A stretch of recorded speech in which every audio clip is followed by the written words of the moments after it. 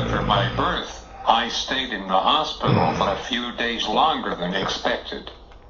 My parents said it was just a precaution measure since my lungs didn't open right away. After I went home, I was growing normally. My parents said the hardest thing was feeding me. I was not sucking, so my mom couldn't breastfeed me, so she bought every nipple she could. Small nipples, big nipples, nipples with small holes, nipples with big holes. Nothing was working. Every time my mom took me to the doctor, she asked, "Why can't Chris suck?" The doctor said the same thing, which was, "Chris is developing slow, so don't worry." One of my cousins, Brian, is just 3 weeks younger than me. Between 9 and 12 months, Brian was starting to crawl and push up. During that period of time, I was not holding my head up. This worried my parents a lot. If you were in this similar situation, you would say, "What the heck is going on with my son?" The next time my mom took me to the doctor, she wanted some answers. She laid me on the table and the doctor checked me out. After he checked me out, he asked if she and Dad could meet him in his office the following evening. She said sure. Imagine how difficult it was to wait over 24 hours to find out what is wrong with your baby boy. That night must have been torture in sleeping. What is wrong with our son must have ran through their minds all night long.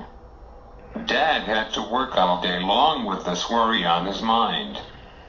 I can't imagine the agony they were going through.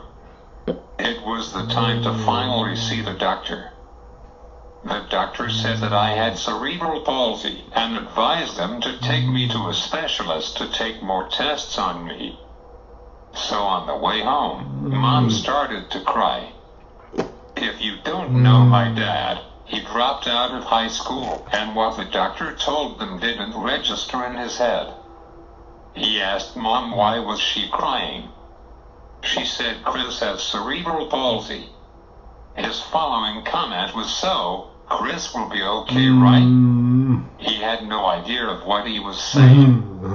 My parents took me to many doctors, and I want to talk about one of them because he turned our lives upside down within a few seconds. He worked at Northwestern in Chicago and was a world-known speech pathologist. Where I was on the floor, he looked at me and said that Chris will never talk. He didn't say Chris may never talk or have a slim chance of talking. Imagine how my parents felt like when he said that. What my parents had told me was that he walked in, looked at me, said that I would never talk, and walked out. His assistants handled the rest of the visits. But he was right. I never could talk. How would you handle this shocking news? I bet you would say this doctor does not know what he is saying. I think my dad didn't believe him. I remember one story that my parents told me. One visit at Northwestern, they had me to point to different pictures while I was laying on the floor. My mom was watching through a one-way window. She knew I was trying to point to the right picture, but they didn't understand me. After the session, she told them what she was seeing. Basically, they thought that my mom could not handle that I was disabled and I was not smart. When I was in high school, the law was changed to allow parents to look at their child's records.